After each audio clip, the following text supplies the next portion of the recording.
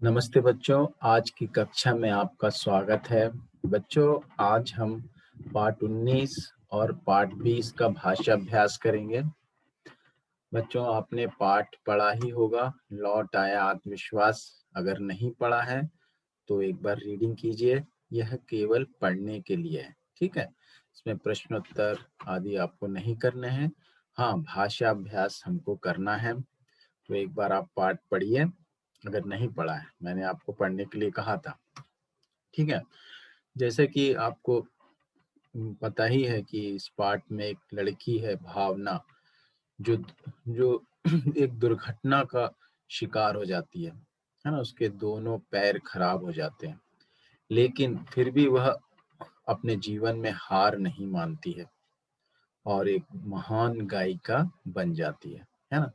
जिस तरीके से हमने बेटीना के पाठ में पढ़ा था, दुर्घटनाग्रस्त होने के बाद भी वह अपाहिज भी बन गई, लेकिन फिर भी उसने हिम्मत नहीं हारी और एक महान नृत्यांगना बन गई। उसी तरह से इस पाठ में भी भावना नाम की लड़की एक दुर्घटना का शिकार बन जाती है, लेकिन वह अपने आत्मविश्वास के साथ हर संघर्ष का सामना करती है और अपने जीवन में सफलता प्राप्त करती है, ठीक है। तो यहाँ पर हमको प्रश्न क्या दिया गया है भाषा अभ्यास में, ये देखेंगे हम। प्रश्न है, आप अपने बड़ों से ऐसे व्यक्तियों के बारे में पता कीजिए जिन्होंने शारीरिक अक्षमता पर विजय प्राप्त कर दुनिया में नाम रोशन किया है।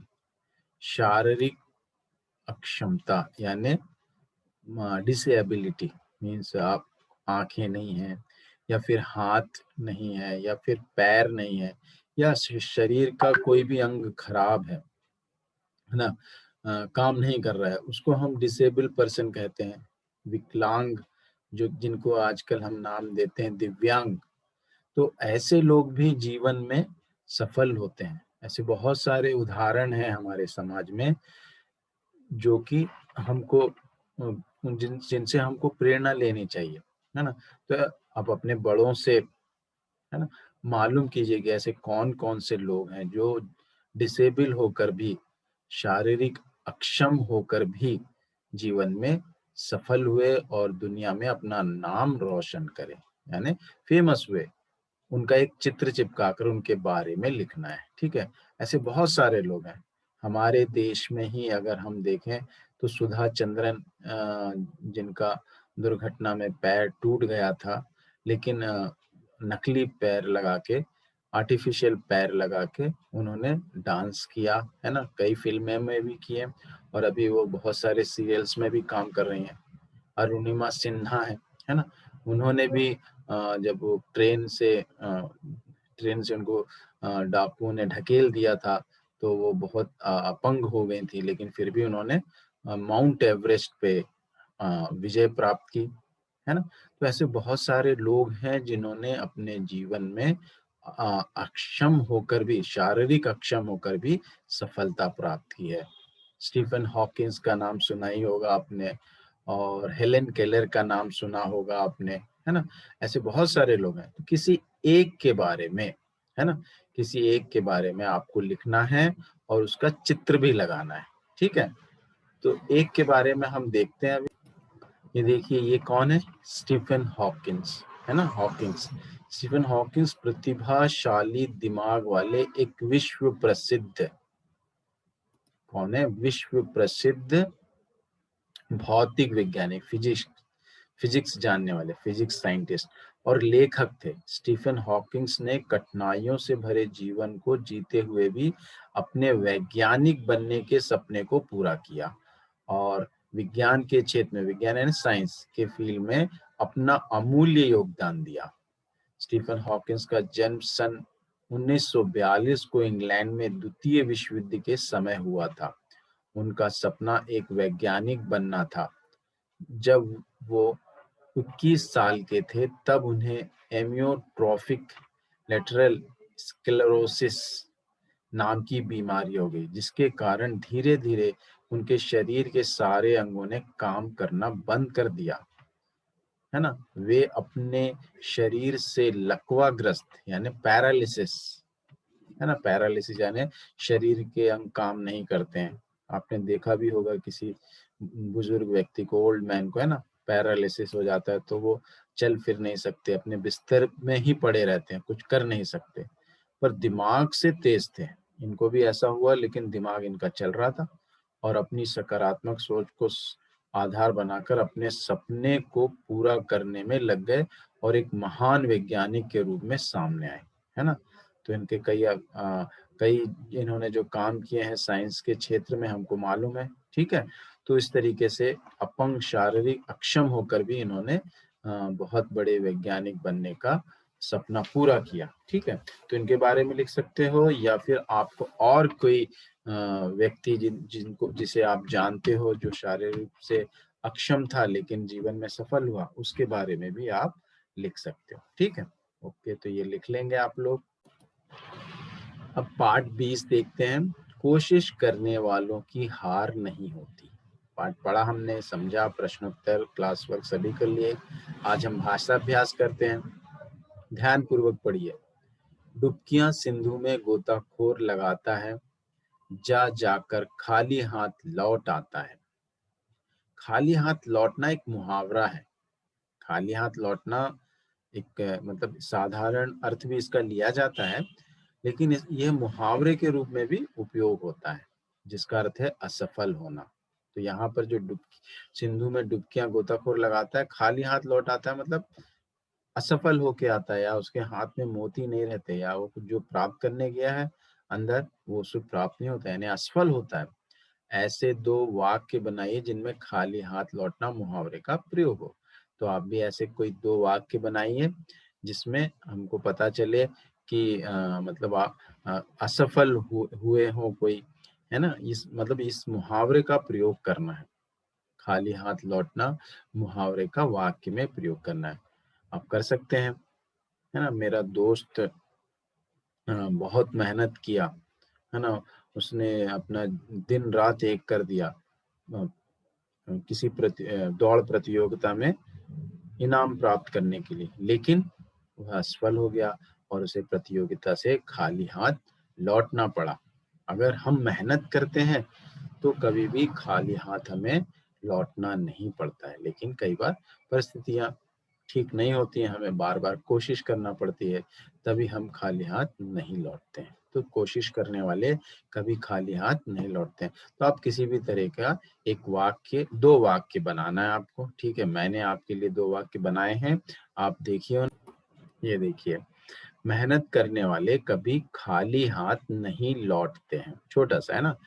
आप कोई बड़ा वाक्य भी बना सकते हो, जैसे कि मैंने पहले बताया। दूसरा, रमेश की लापरवाही के कारण, केयरलेसनेस, उसकी टीम को प्रतियोगिता से खाली हाथ लौटना पड़ा, ठीक है। यानी असफल हो गए, किसी की लापरवाही से भी हम असफल हो सकते हैं, है ना। फिर उसके बाद जो है नेक्स्ट बिट जो है, समान अर्थ वाले शब्दों का मिलान कीजिए, ठीक।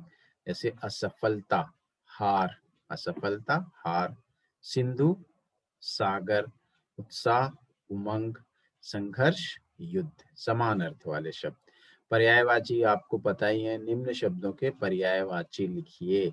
तो कौन कौन से शब्द हैं आप देखिए भाषा अभ्यास में। तो पहला शब्द है, आप देखेंगे सिंधु, पेज नंबर 70 में देखिए आप, सिंधु। तो सिंधु के पर्यायवाची क्या है? सागर, समुद्र, अर्णव, ठीक है। आपको हेल्पिंग बॉक्स में दिए हुए हैं ये शब्द, आप देख लीजिए।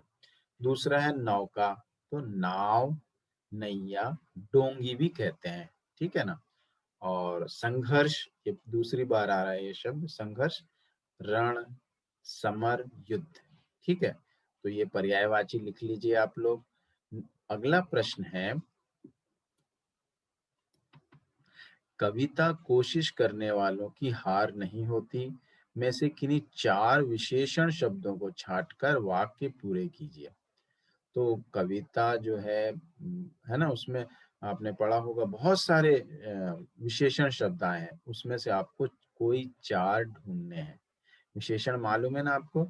संज्ञा शब्द की विशेषता बताने वाले शब्दों को हम क्या कहते हैं? विशेषण शब्द कहते हैं, ठीक है। तो ये है आपका पाठ, कोशिश करने वालों की हार नहीं होती। इसके कवि कौन है?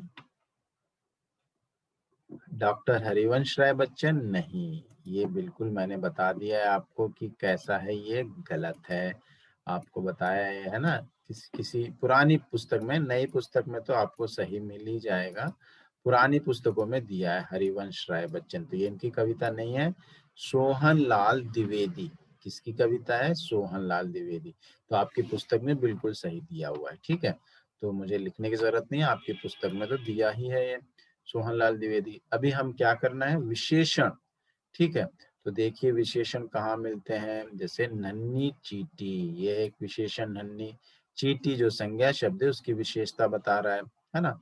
और 100 बार, है ना, 100 बार भी जो है यह भी विशेषण है, संख्यावाचक विशेषण है। कितनी बार? 100 बार, ठीक। यहाँ पर देखिए, और उसकी भी है, सार्वनामिक विशेषण है ये भी, ठीक है, सार्वनामिक विशेषण है। खाली, ये तो विशेषण है ही, है ना, गुणवाचक विशेषण है। गहरे पानी में, ये भी विशेषण है, ठीक है। इसी, यह भी विशेषण ही है।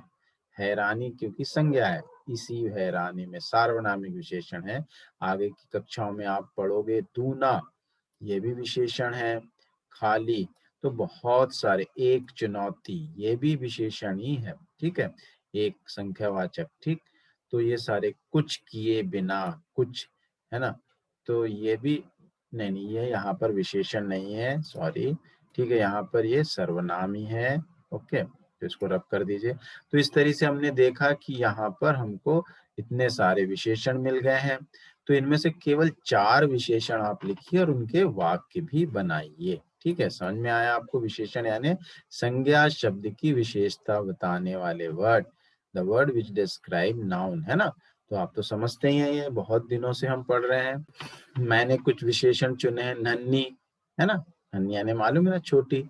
नन्ही चींटी दाना लेकर जा रही है, नन्ही चिड़िया उड़ रही है। नन्ही से कोई और वाक्य बनाइए आप। उसने गहरे पानी में छलांग लगाई, गहरा, डीप, है ना। आप और बना सकते हो, कोई और वाक्य भी बना सकते हो, है ना। यह नदी बहुत गहरी है, यह समुद्र बहुत गहरा होता है। मेरा टिफिन बॉक्स खाली है, खाली, एम्प्टी, है ना। तो अब और कोई वाक्य बनाइए। मुझे कुछ पैसे चाहिए, तो यहाँ भी कुछ जो है विशेषण के रूप में हुआ है, तो कुछ के लिए भी आप वाक्य कोई बना सकते हो या यही वाक्य बना लीजिए, ठीक है। नेक्स्ट, ई प्रत्यय छोड़कर नए शब्द बनाइए। ई प्रत्यय जोड़कर नए शब्द बनाइए। तो यहाँ पे आप शब्द देखेंगे आप, ठीक है, आपको देखते हैं, शब्द दिखाता हूँ। देखिए, ई प्रत्यय जोड़कर नए शब्द बनाइए। तो ई इसमें जोड़ देना है, बस। प्रत्यय है ना, शब्द के बाद में जो शब्दांश आता है उसे हम क्या कहते हैं? प्रत्यय। तो उत्साह प्लस ई, उत्साही। साहस प्लस ई, साहसी। बलिदान प्लस ई, बलिदानी। पराक्रम प्लस ई, पराक्रमी। परिश्रम प्लस ई, परिश्रमी। उद्यम प्लस ई, उद्यमी, ठीक है। बहुत ही आसान है। फिर देखिए, नेक्स्ट बिट भी बहुत आसान है, आप आसानी से कर सकते हो।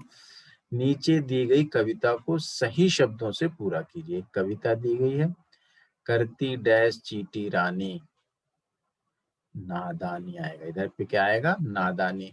कभी न करती वह, करती मेहनत चींटी रानी, सॉरी, ये तो चींटी रानी बहुत मेहनत करती, तो यहाँ पे मेहनत आएगा। करती मेहनत चींटी रानी, कभी न करती वह नादानी।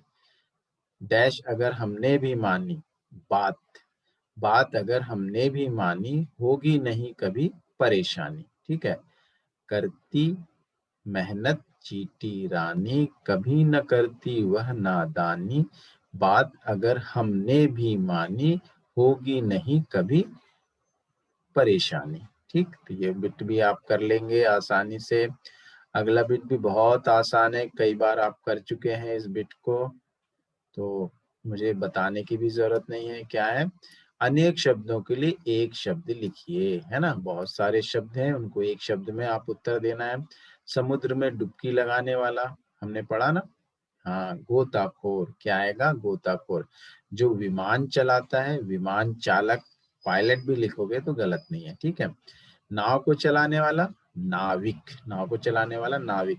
जो संगीत का विशेषज्ञ हो, यानी जो संगीत का स्पेशलिस्ट हो, उसको हम क्या कहते हैं? संगीतज्ञ। ठीक है, एक बार इनको देख लेते हैं हम सारे उत्तरों को। ये तो 6th बिट में ई प्रत्यय जोड़ के हमने शब्द बना दिए है ना, साहसी, बलिदानी, पराक्रमी, परिश्रमी, उद्यमी, है ना। और ये खालिस्तान जो भरना था कविता का, है ना, मेहनत, नादानी, बात, परेशानी। और ये जो है अनेक शब्दों के लिए एक शब्द, है ना।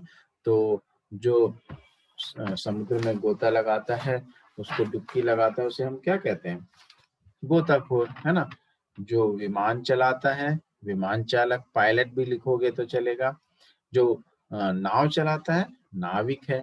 और जो संगीत को जानता है, विशेषज्ञ है, उसको क्या कहते हैं? संगीतज्ञ। थोड़े बच्चे संगीतकार लिख देते हैं, बिल्कुल भी गलत है ना। संगीतकार लिखना बिल्कुल भी गलत है। संगीतकार यानी होता है जो कंपोज करता है, मतलब संगीत देता है, म्यूजिक देता है जो, है ना, उसको हम बोलते हैं संगीतकार।